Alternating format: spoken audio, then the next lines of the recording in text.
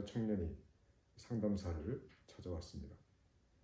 결혼을 약속한 여성이 그를 떠났기 때문에 그의 삶은 거의 파탄에 빠져 있었습니다. 그는 거의 잠을 자지 못하였고 직장에서 일도 거의 못할 지경이었습니다. 주변 사람들이 모두 심각하게 염려하고 있었습니다.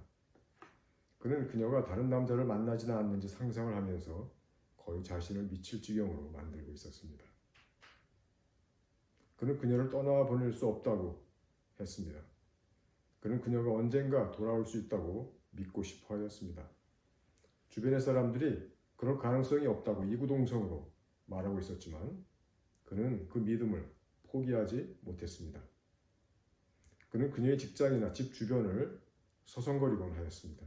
그러면서도 차마 그녀를 대면하기는 두려워하였습니다. 그녀가 최종적으로 관계를 정리해버릴지도 모르기 때문이었습니다. 그는 친구관계나 사회관계에서 의존적인 성향을 가지고 있었지만 그는 점차 자신의 일에 대하여 비전을 찾기 시작하고 있었습니다. 이러한 자주적인 모습은 그의 삶에 있어서 비교적 새로운 것이었습니다. 그런데 그녀가 떠나버린 것입니다. 무언가 자리를 잡아가던 그의 삶에 크게 브레이크가 걸린 것입니다. 상담사는 그녀가 과연 돌아올 수 있는지를 그가 확인할 수 있도록 그를 권면하였습니다. 주저 끝에 그가 그녀를 접촉하려 하였으나 그녀를 끝내 만날 수 없었습니다. 그는 점차 현실을 인정하기 시작했습니다. 그러는 가운데 그의 삶에 보다 근본적인 문제들이 드러나기 시작했습니다. 그는 현재의 나이에 걸맞게 미래를 설계하고 주도적으로 삶을 이끌어 나가는 데 있어서 매우 취약하였습니다. 그녀와의 관계에 있어서도 그는 자주 이기적이고 충동적인 행동을 하였고 그래서 그녀의 신뢰를 깨뜨렸다는 사실이 드러났습니다. 상담사는 그의 이러한 면을 지적하면서 그녀와 다시 합치는 일보다 더 중요한 것은 그의 삶에 있어서 주도성이 성장하는 것이 아닌가 지적했습니다. 그녀가 떠나지 않고 결혼하였다고 할지라도 그 부부 생활이 건설적인 방향으로 움직였을 가능성은 적었을 것입니다. 그는 자기 자신에 대하여 그리고 가정에 대하여 독자적으로 책임질 만한 준비가 충분히 되어 있지 않다고 보여졌습니다. 그는 이러한 상담사의 말에 동의하였습니다. 지금 그녀가 그를 떠난 것은 자신을 정리하면서 성숙할 수 있는 계기를 제공해 준 것일지도 모릅니다. 만일 그녀가 떠나지 않았다면 아마도 그는 현재의 미숙한 상태 그대로 결혼 생활에 들어갔을 것입니다. 그리고 미래의 결혼 생활에서 파탄이 올 가능성이 높았을 것입니다.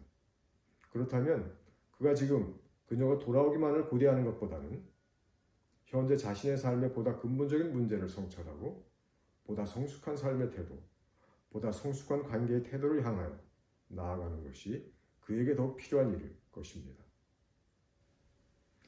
이 청년은 과연 배우자를 만나 가정을 이뤄나갈 수 있을 만큼 정체성을 확립하였는가 하는 것이 상담사가 갖고 있었던 근본적인 질문이었습니다.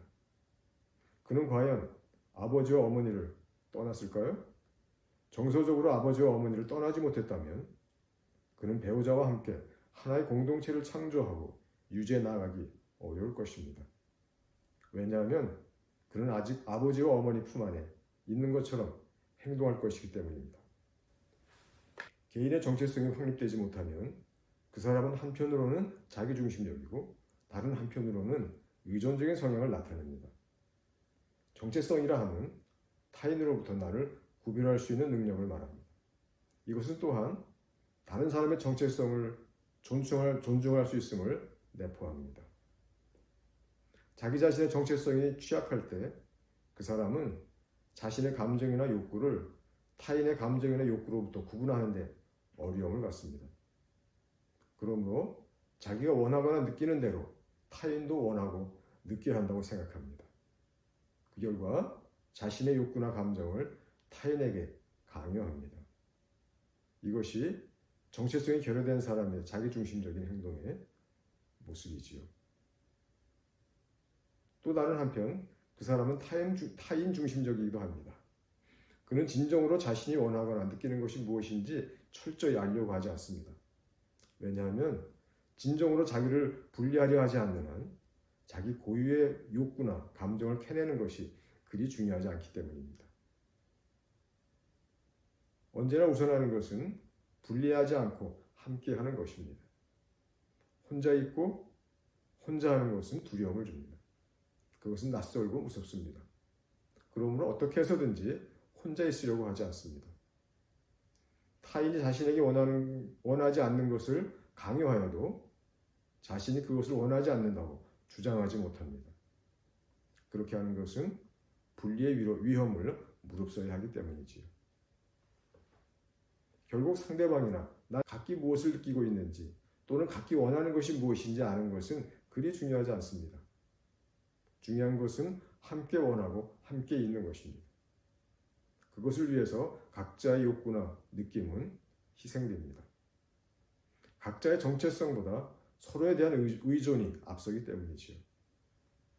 이러한 상태에서는 각자가 자기 고유의 인격체로서 성장하는 데 관심을 기울이기 어렵습니다. 그렇게 하기 위해서는 분리의 위험을 무릅써야 하기 때문이지요. 오히려 분리의 위험을 막기 위해 자신의 인격적 성장을 포기할 뿐만 아니라 상대방의 인격적 성장을 방해하기도 합니다. 이것이 정체성이 결여된 사람의 의존적인 모습입니다. 창세기 2장 24절에 남자가 부모를 떠나 그 아내와 연합하여 둘이 한 몸을 이룰지로다라는 말씀이 있습니다. 물론 여자도 역시 부모를 떠나 남편과 한 몸을 이룬다는 말이기도 합니다. 다시 말하면 배우자와 연합하여 한 가족을 이루기 위해서는 먼저 떠나야 한다는 말입니다. 즉 자신이 속해 있던 가족을 떠나지 않으면 새 가족을 온전하게 이룰 수 없다는 것입니다. 가족을 떠난다는 것의 첫 번째 의미는 자기가 누군가를 스스로 확인하는 것입니다. 사춘기에 자녀를 둔 부모들은 매우 힘들어합니다. 자녀들이 무슨 생각을 하고 있는지 이해하기도 어렵고 왜 반항하는지 왜 이상한 행동을 하는지 알지 못하고 끙끙 앓습니다. 그러나 힘든 것은 그 자녀들 스스로도 마찬가지입니다. 어릴 때는 부모나 선생님이 시키는 대로 하면 되었지만 이제는 스스로 자신의 생각과 행동을 만들어 가려니 자기도 모르는 사이에 방황하게 되는 것입니다. 이때 부모나 선생님이 그들로 하여금 스스로의 생각과 행동을 실험할 수 있도록 공간을 허용해 주면서 한편으로는 그들과 대화를 통해 지도해 준다면 그들은 방황하면서도 제 갈 길을 찾아갈 것입니다. 그러나 부모나 선생님이 그것을 허용하지 않고 계속 시키는 대로 하도록 붙잡아 둔다면 그 자녀는 나름대로의 자기의 길을 찾지도 못하고 자기가 누구인가를 스스로 발견하지도 못하게 될 것입니다. 이렇게 될 때 청년 남녀들이 택하는 길은 대개 다음과 같습니다. 한 가지는 일이나 학업에 매달려 그것들의 성취를 통해 자기를 확인하는 것입니다. 즉 내적으로 안정되지 못하기 때문에 외적인 일이나 학업을 통해 안정된 자신을 찾고자 하는 것입니다. 또 한 가지는 애인을 만나거나 결혼을 통해 안정을 갖고자 하는 것입니다. 즉 의지할 수 있는 배우자가 있기 때문에 안정되다고 느끼는 것이지요.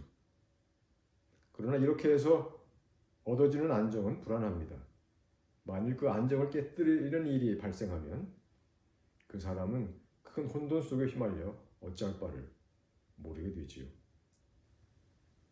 가족을 떠난다는 것의 두 번째 의미는 애인을 만나는 것입니다. 애인을 만난다는 것은 연애를 한다는 의미가 아닙니다. 그것은 독자적이고 성숙한 사랑의 관계를 맺는다는 것입니다. 새로 만난 배우자를 진정 사랑할 수 있기 위해서는 부모를 먼저 떠나지 않으면 안 됩니다. 심리적으로 부모의 울타리 안에 머물러 있는 한 나는 나의 배우자를 진정으로 이해하고 존중할 수 없습니다. 왜냐하면 내가 독립된 어른이 아니기 때문에 상대방도 독립된 어른으로 대접하지 못하기 때문이지요. 늘 상대방은 나의 욕구를 채워준 도구일 뿐입니다. 이럴 때 상대방은 나의 애인이 아니라 나의 종속물입니다. 상대방을 사랑하고 존중하는 것 같지만 실제로는 나 자신의 욕구를 채워주는 범위 안에서만 그렇습니다. 그 범위를 벗어나는 순간 그 사랑은 분노와 질투로 바뀝니다. 상대방을 있는 그대로 사랑하지 못하고 나의 안경을 쓰고 사랑하기 때문입니다.